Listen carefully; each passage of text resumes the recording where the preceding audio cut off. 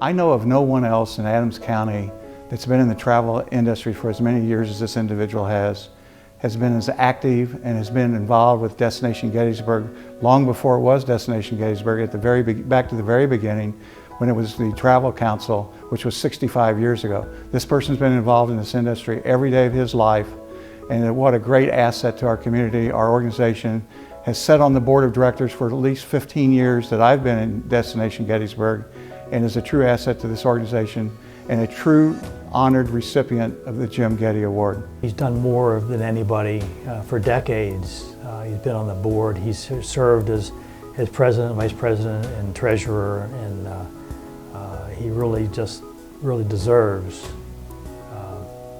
this honor. He was sort of a cross between a favorite uncle and a guardian angel.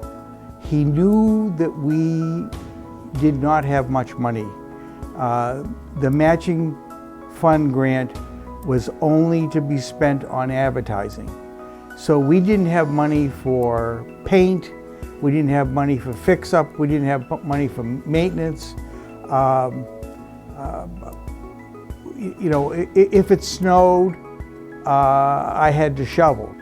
And so when anything went wrong, whether it was plumbing, electricity, air conditioning, you name it, Emma, who was our secretary bookkeeper, would call Andy, and Andy would be down within the hour, and he would fix everything. Several years ago, he actually crawled into the crawl space under the train station, the old train station on Carlisle Street, and discovered with his engineering training, this building was in bad shape. It was actually settling, and it was going to fall down unless something was done.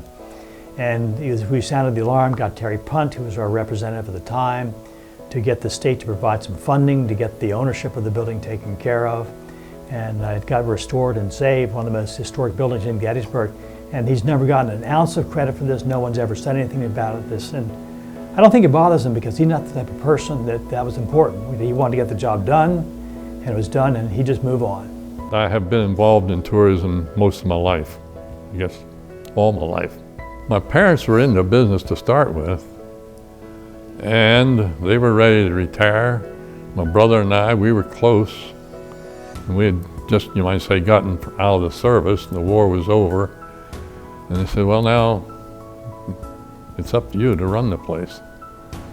So we ran it. It all started with the Chamber of Commerce. The Virginia Travel Council invited members of the Gettysburg Travel Council, Gettysburg Chamber of Commerce, to take a bus trip to Virginia. And there was a group of the chamber members that got on a bus and went down and took a trip through Virginia, the courtesy of Virginia Travel Council.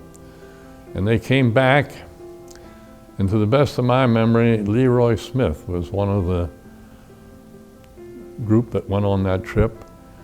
And he and some of the others thought Gettysburg should have a travel council.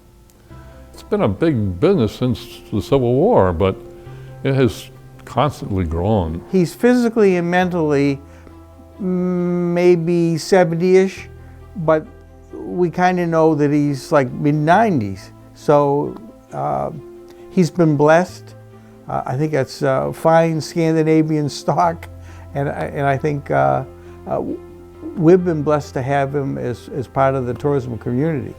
One way or another, I've been all over the world. Always ready to come back to Gettysburg. And this is home sweet home. I firmly believe that to do good things, you need good people. And that's what the Jim Getty Award is all about. Good people and what they've done for tourism in Gettysburg and Adams County. I'm very proud and honored to award this year's recipient, Andy Larson. Andy Larson has spent his entire life involved in the tourism industry in Adams County and has done nothing but good things. Andy, we appreciate all you do, and thank you very much.